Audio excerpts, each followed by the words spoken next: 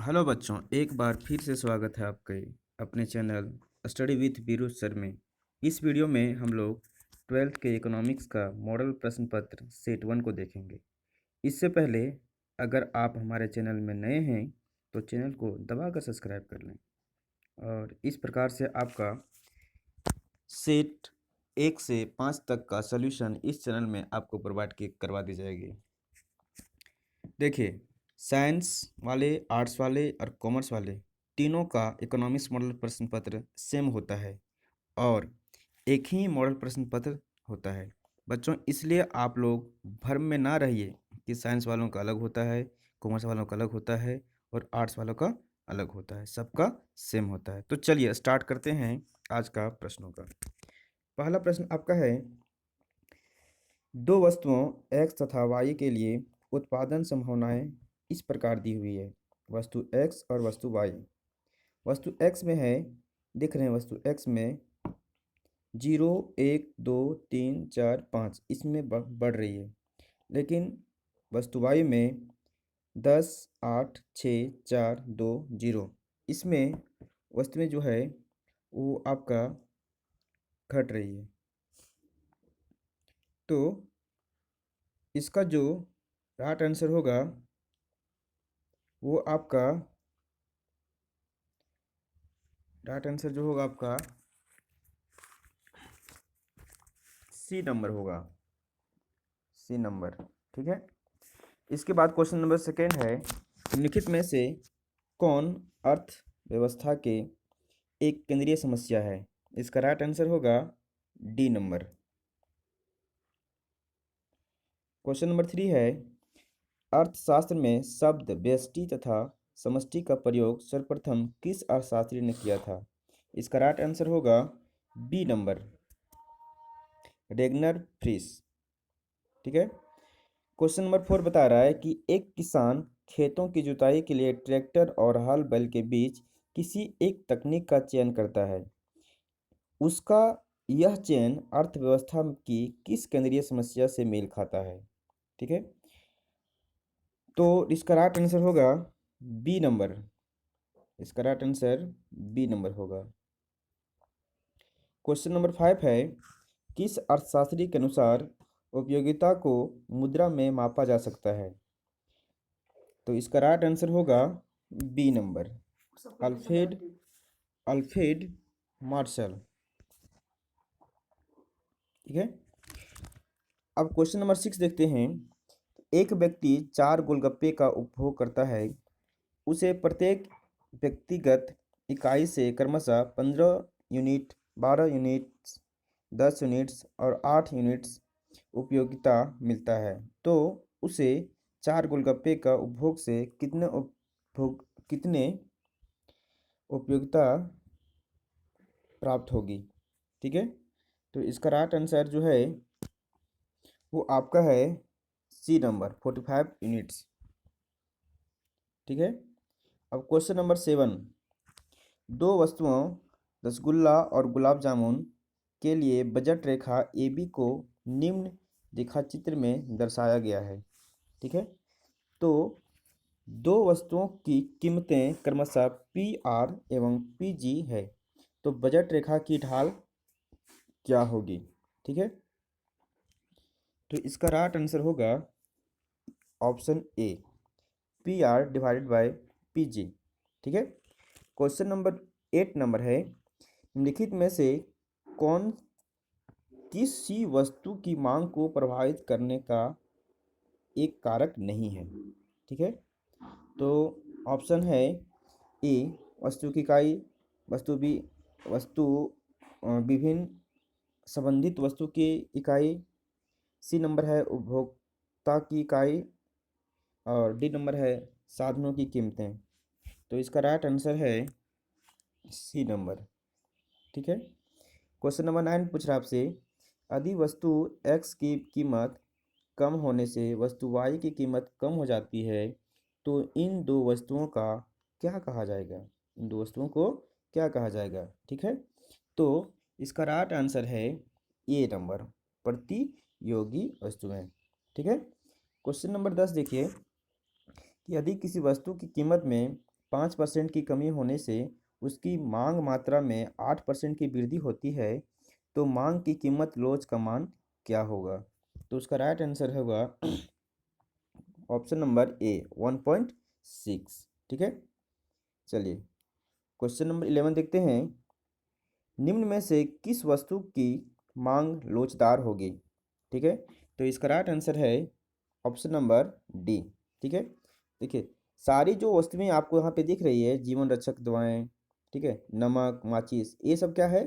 तो आपका बेलोचदार वस्तुएं हैं। लेकिन इसमें जो आपका डी नंबर है रेफ्रिजरेटर, ये आपका क्या है? लोचदार मांग है। ठीक है, चलिए क्वेश्चन नंबर 12 देखेंगे। निम्न रेखा चित्र में मांग रेखा ए बी के बिंदु जी पर मांग की लोच क्या होगी? ठीक है, तो इसका राइट आंसर है क्वेश्चन ए 0। ठीक है, क्वेश्चन नंबर 13 है। किस प्रकार की वस्तु की कीमत बढ़ने पर उपभोक्ता उस वस्तु की अधिक मात्रा खरीदना चाहता है ना? तो इसका राइट आंसर होगा आपका डी नंबर, गिफिन वस्तुएं, है ना? चलिए अगला क्वेश्चन देखते हैं। यदि एक उपभोक्ता एक वस्तु पर अपनी आय का एक बड़ा हिस्सा खर्च करता है तो उस वस्तु की मांग क्या होगी? है ना? तो इसका राइट आंसर होगा बेलोचदार। ठीक है, चलिए अगला क्वेश्चन देखते हैं। 15 नंबर। औसत स्थिर लागत वक्र का आकार क्या होता है? यानी कि उसका जो आकार है वो किस प्रकार से होता है? ठीक है, तो 15 का आंसर होगा आयताकार, है ना? चलिए क्वेश्चन नंबर 16 है। प्रतिवर्ती साधन का औसत उत्पादक बढ़ता है जब कौन से कंडीशन में? ठीक है, तो इसका राइट आंसर होगा ऑप्शन नंबर ये, सीमांत उत्पादक औसत उत्पाद से अधिक होता है। ठीक है, चलिए क्वेश्चन नंबर 17 है। कुल उत्पादन अधिकतम होता है जब सीमांत उत्पादन का मान, ठीक है, होता है। तो इसका ऑप्शन दिया हुआ है 0, ऋणात्मक, धनात्मक, अधिकतम। तो इसका राइट आंसर होगा 0, है ना? Option number A. चलिए क्वेश्चन नंबर 18 है कि यदि कुल उत्पाद टीपी तथा प्रतिवर्ती साधन की मात्रा क्यू है तो औसत उत्पाद का सूत्र होगा। इसका राइट आंसर क्या होगा? इसका राइट आंसर होगा ये, ठीक है, टीपी डिवाइडेड बाय क्यू। ठीक है, क्वेश्चन नंबर 19 है। अधिक कुल उत्पाद टीपी और प्रतिवर्ती साधन की मात्रा क्यू है तो सीमांत उत्पाद का सूत्र है। देखिए इसमें आपका पूछा था 18 में औसत उत्पाद का सूत्र, इसमें क्या पूछा है? तो सीमांत उत्पाद का सूत्र। ठीक है, तो इसका राइट आंसर होगा बी नंबर। ठीक है, यानी कि delta TP divided by delta Q. ठीक है, औसत क्वेश्चन नंबर 20 है। जब औसत लागत सीमांत लागत से कम होती है तो औसत लागत क्या होगी? घटेगी, बढ़ेगी, स्थिर रहेगी या न्यूनतम रहेगी? तो इसका राइट आंसर होगा आपका ये, बढ़ती है। ठीक है, अब देखिए क्वेश्चन नंबर 21। परिवर्तनशील अनुपात के नियम उत्पादन के कितने स्तर की व्याख्या करती है? ठीक है, तो इसका राइट आंसर होगा ये 3 स्तर को व्याख्या करती है। ठीक है, चलिए क्वेश्चन नंबर 22। अल्पकालीन औसत लागत वक्र का आकार होता है, कैसा आकार होता है? उल्टा यू आकार का, यू आकार का, एक सरल रेखा का, आयताकार, परवलयिक का। ठीक है, तो इसका राइट आंसर होगा यू आकार का होगा। ठीक है, एक मिनट, इसका राइट आंसर होगा वो आपका यू आकार का होगा, है ना? चलिए क्वेश्चन नंबर 23 है। निम्नलिखित में से कौन स्थिर लागत का एक उदाहरण है? ठीक है, स्थिर लागत का एक उदाहरण है, तो इसका राइट आंसर होगा अस्थाई कर्मचारी का वेतन। ठीक है, क्वेश्चन नंबर 24 है। औसत लागत और सीमांत लागत आपस में बराबर होती है जब औसत लागत क्या होती है? घटती है, बढ़ती है, अधिकतम होती है, न्यूनतम होती है। तो इसका राइट आंसर होगा आपका 24 का डी, है ना? 24 का डी, जब न्यूनतम होती है। ठीक है, चलिए 25 का देखते हैं। किसी वस्तु की प्रति इकाई बिक्री से एक उत्पादक को प्राप्त राशि क्या कहलाती है ना? जब किसी वस्तु को जब हम बेचते हैं तो उसका उत्पादक का जो राशि है वो क्या कहलाती है? तो इसका राइट आंसर होगा कुल आगम। ठीक है, इसका राइट आंसर क्या होगा? कुल आगम। चलिए, कुल आगम। Question number 26। कुल लागत टीसी, कुल स्थिर लागत टीएफसी और कुल परिवर्तनशील लागत टीवीसी के संबंध में कौन सा कथन सत्य है? ठीक है, तो इसका राइट आंसर होगा 26 का D, T F C equal to T V C minus T C minus T V C. ठीक है, चलिए क्वेश्चन नंबर 27।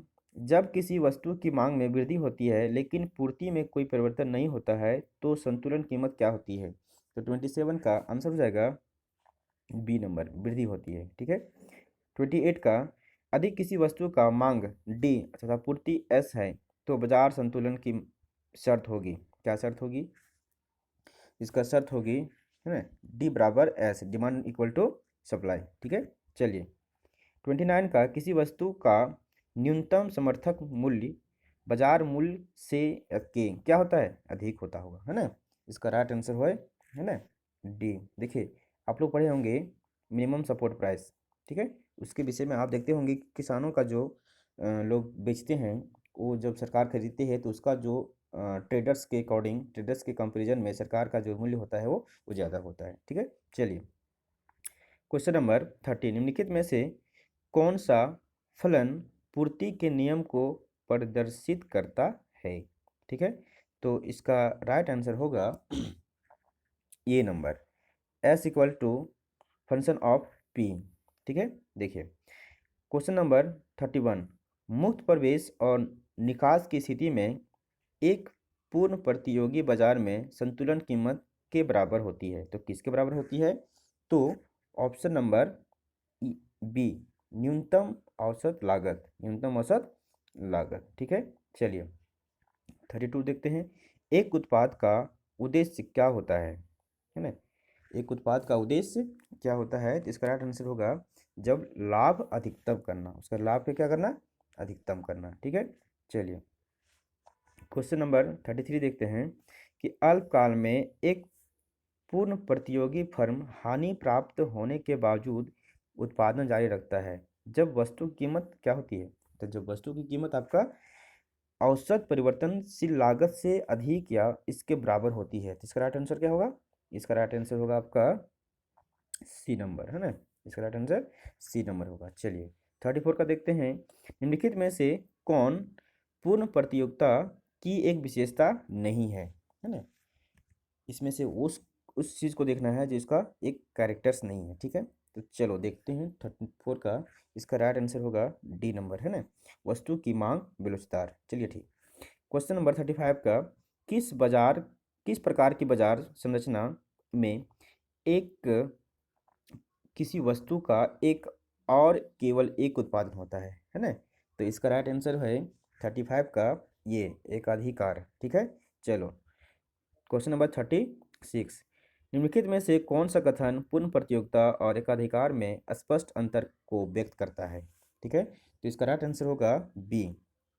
ठीक है, एकाधिकारी पूर्ण प्रतियोगिता फर्म की तुलना में अधिक कीमत तय करता है और कम मात्रा को बिक्री करता है, कम मात्रा की बिक्री होती है। ठीक है, चलिए 37 नंबर में आ जाइए। एकाधिकार के अंतर्गत कीमत पी और सीमांत लागत एमसी के बीच क्या संबंध होता है? ठीक है, तो 37 का आंसर हो जाएगा सी। ठीक है, P divided by MC greater than 1। ठीक है, चलिए 38 का देखते हैं। निम्नलिखित में से किस बाजार संरचना में कीमत और सीमांत लागत में समानता पाई जाती है? ठीक है, तो इसका राइट आंसर होगा सी नंबर। ठीक है, पूर्ण प्रतियोगिता। ठीक है, चलो अब 39 नंबर है। एक विक्रेता को 5 रुपये प्रति इकाई मूल्य कीमत पर किसी वस्तु की 60 इकाई की बिक्री से प्राप्त कुल आगम की राशि क्या होगी? ठीक है, तो इसका जो आंसर होगा 39 का वो हो जाएगा सी नंबर। इसको क्या करना है? मल्टीप्लाई कर देना है ना, 60 × 5। इसका राइट आंसर क्या होगा? 60, नहीं सॉरी 300। ठीक है, चलिए, उत्पादन कर, क्वेश्चन नंबर 40 है, उत्पादन कर में वृद्धि से किसी वस्तु की पूर्ति क्या होती है? स्थिर रहती है, वृद्धि होती है, कमी होती है, कोई परिवर्तन नहीं होती है। तो इसका राइट आंसर हो जाएगा आपका सी नंबर, कमी होती है।